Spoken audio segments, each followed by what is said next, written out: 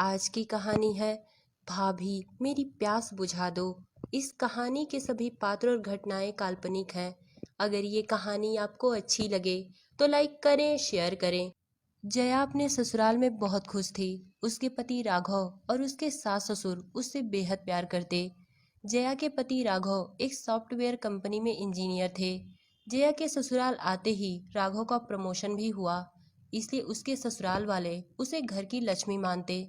वैसे तो बहू घर की लक्ष्मी होती ही है, पर उसके आने के बाद ससुराल में कुछ अच्छा हो जाए तो उसकी इज्जत और बढ़ जाती। घर में सभी लोग जया से बहुत खुश थे, पर कुछ दिन बाद ही जया की खुशियों को किसी की नजर लग गई। ये खुशी ज्यादा दिन तक टिक ना सकी। एक दिन की बात है, राघव हर रोज की तरह ऑफिस के लिए निकला, पर रास्ते में ही उसका एक्सीडेंट हो गया।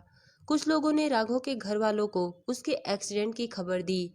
घर वाले एक्सीडेंट की खबर सुनते ही जल्दी से राघव को हॉस्पिटल ले गए। राघव की हालत नाजुक थी। उसे जल्दी से आईसीयू में एडमिट किया गया और उसका इलाज शुरू हुआ। डॉक्टर ने राघव की जान तो बचा ली थी, पर राघव अपाहिज हो गया। एक्सीडेंट की वजह से राघव के दोनों पैरों को काटना पड़ा। कुछ दिनों बाद डॉक्टर ने राघव को हॉस्पिटल से छुट्टी दे दी। राघव को किसी तरह हॉस्पिटल से घर लाया गया। राघव के माँ बाप और जया पर तो मानो दुखों का पहाड़ टूट चुका था। अपने जवान बेटे को इस हालत में देख राघव के माता पिता बहुत चिंतित रहने लगे, जिस वजह से उनकी भी तबीयत बिगड़ने लगी। बेचारी जया किसी तरह अभी राघव को ही संभाल रही थी कि सास ससुर की भी तबीयत खराब हो गई। जया को ससुराल आए अभी कुछ ही दिन हुए थे। अभी वो अपनी नई नई शादीशुदा जिंदगी को इंजॉय भी नहीं कर पाई थी कि ये सब हो गया। जया के लिए पति राघव और सास ससुर तीनों का ख्याल रख पाना मुश्किल हो रहा था।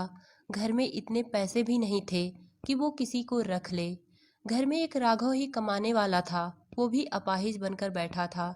जया ये सब सोच सोच कर बहुत चिंतित थी और रो भी रही थी। तभी उसके पास उसकी ननद नैना का फोन आया। जया ने फोन उठाया और फूट फूट कर रोने लगी।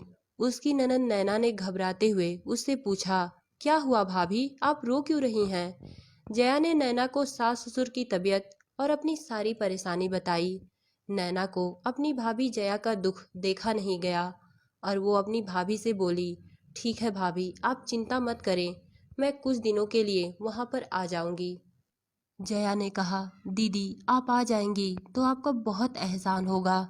ये एहसान मैं जिंदगी भर नहीं भूलूंगी। नैना ने कहा, भाभी आप ये कैसी बातें कर रही हैं? वो भी तो मेरा ही परिवार है ना।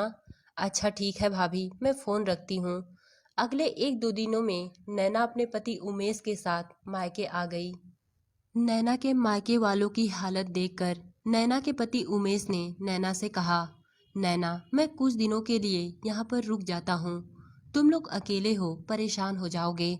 अगर किसी भी चीज की जरूरत पड़ी तो मेरे पास गाड़ी है, मैं संभाल लूंगा। नैना ने भी सोचा, चलो उमेश ठीक ही बोल रहे हैं। उमेश कुछ दिनों के लिए नैना के मायके रुक गया, पर उमेश का नैना के घर रुकना तो बस एक बहाना था।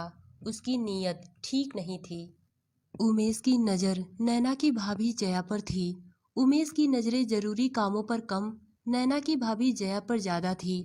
पर जया ने कभी भी इन बातों पर ध्यान नहीं दिया कि नैना के पति उमेश यानी उसके नंदोई उसे गंदी नजरों से देखते हैं। वो तो उमेश का बहुत अच्छे से हाव भगत कर रही थी, पर उमेश की नजरें हमेशा जया को तिरछी नजरों से देखती।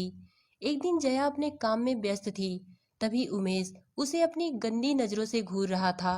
उमेश को लगा मुझे कोई देख नहीं रहा, पर उमेश के गंदे चेहरे पर राघव की नजर पड़ गई। राघव तुरंत भाप गया कि उमेश अच्छा इंसान नहीं है, पर चाह कर भी वो कुछ कह नहीं पाया। पहले तो उसने सोचा कि उमेश से कह दूं कि तुम यहाँ से चले जाओ, पर उसके मन में कई सवाल आने लगे कि अगर उमेश से कुछ बहस हो गई तो नैना की भी जिंदगी खराब हो जाएगी। जिस कारण राघव ने मजबूरन अपने मन को समझा लिया और वो शांत हो गया। राघव ने अपने मन को ऊपर से शांत तो कर लिया था, पर उसके मन में अशांति की हलचल उमड़ने लगी। वो सोचने लगा कि मैंने कभी नहीं सोचा था कि उमेश इतना गंदा इंसान होगा। राघव यही सब सोचकर मन ही मन परेशान हो रहा था। कि एक दिन अचानक उसकी तबीयत बिगड़ गई। राघव को जल्दी से हॉस्पिटल ले जाया गया। राघव के साथ जया, नैना और नैना के पति उमेश भी थे। उमेश गाड़ी चला रहा था और जया पीछे सीट पर बैठी हुई अपने पति राघव को संभाल रही थी और नैना अपने पति उमेश के साथ आगे की सीट पर बैठी हुई थी। पर उमेश का ध्यान गाड़ी में लगे कांच की तरफ था। वो बार बार कांच की तरफ देखता। उसी कांच में से उसे जया का खूबसूरत चेहरा दिख रहा था। अब उमेश को अपनी तिरछी नजरें करने की जरूरत भी नहीं पड़ रही थी। एक तरफ उमेश गाड़ी चलाता और एक तरफ वो जया को निहारता। उमेश जया के एक एक अंगों को निहार कर अपने मन को तसल्ली दे रहा था। जया के खूबसूरत बदन को देखते ही उसके अंदर का शैतान जाग चुका था और वो मन ही मन सोच रहा था कि कब वो जया को हासिल कर ले। बेचारी जया इन सब बातों से अनजान अपने बीमार पति राघव को संभाल रही थी। कुछ देर बाद हॉस्पिटल आ गया। उमेश ने गाड़ी रोकी और राघव को हॉस्पिटल में एडमिट किया गया। डॉक्टर ने राघव की हालत नाजुक बताई, इसलिए राघव को आईसीयू में ले जाया गया। राघव को आईसीयू में एडमिट करने के कुछ देर बाद ही शाम हो गई। उमेश ने नैना से कहा, नैना चलो मैं तुमको घर छोड़ आता हूँ। मम्मी पापा घर पर अकेले होंगे और उनकी भी तबीयत ठीक नहीं चल रही। तुम उन लोगों के साथ घर पर रहोगी तो वो लोग भी ज्यादा घबराएंगे नहीं। नैना ने कहा, हाँ उमेश तुम ठीक बोल रहे हो, पर भाभी, क्या भाभी हॉस्पिटल में अकेले रहेंगी? उमेश ने कहा, तुम भी नैना क्या बोलती हो? मैं इतना भी स्वार्थी नहीं कि जया भाभी को अकेला छोड़ दूं। जया भाभी के साथ हॉस्पिटल में मैं रह लूंगा।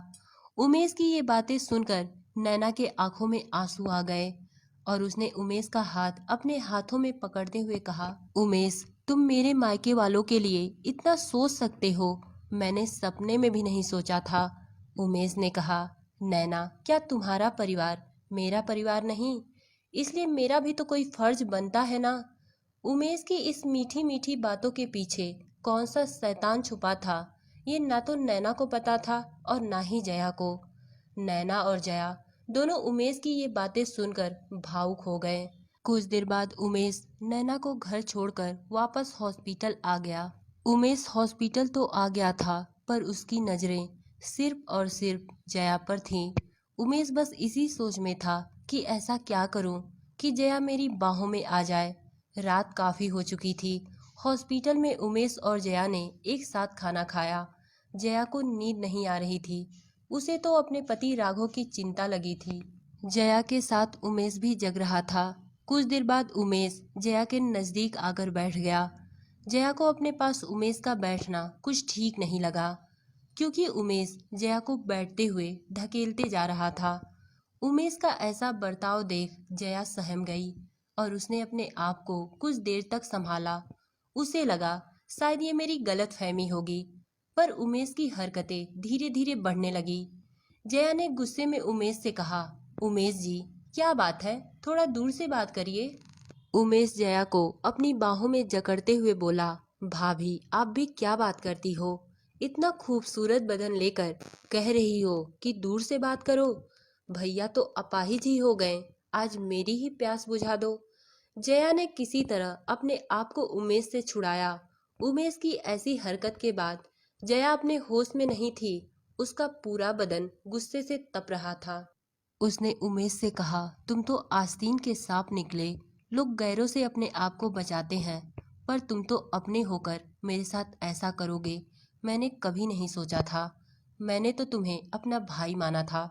मेरे नजरों के सामने से अभी और इसी वक्त चले जाओ, मैं अपने पति का ख्याल खुद ही कर लूंगी। जया के इतना कुछ कहने के बाद भी उमेश ने फिर एक बार कहा, भाभी कैसी बात कर रही हो? इतना अच्छा मौका मिला था और वो मौका अपने हाथ से गवा रही हो। जया ने उमेश से कहा, तुम नहीं गए तो मैं शोर मचा दूंगी और पूरे हॉस्पिटल के लोग इकट्ठा हो जाएंगे। जया ने जब शोर मचाने वाली बात कही तो उमेश वहां से जाने लगा।